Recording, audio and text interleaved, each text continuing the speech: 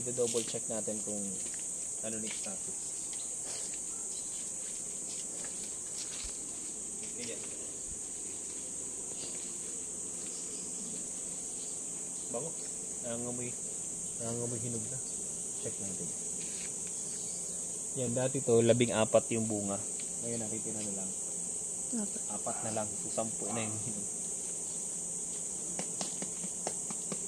Lapit to.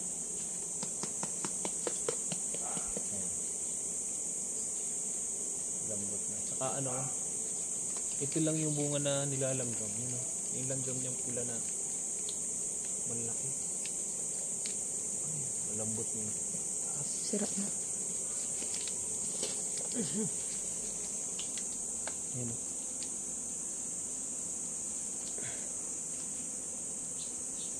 Yung marami langgam. Yan, no? Langgam. Kita mo? Tara, bakin natin. Yan, malambot na itong area na ito. Pero hindi pa siya bulok. So, ang ginawa natin sa kutsilyo, lagyan natin ng mantika para so, ano na ito eh. Yung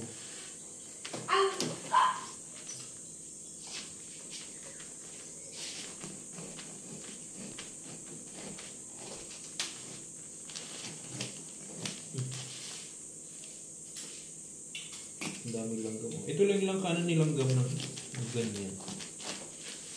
Yung iba naman hindi.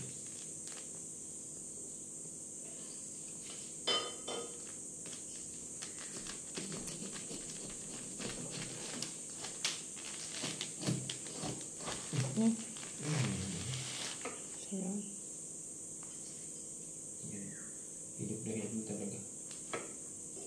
Hinog sa puno. Mas matamis to.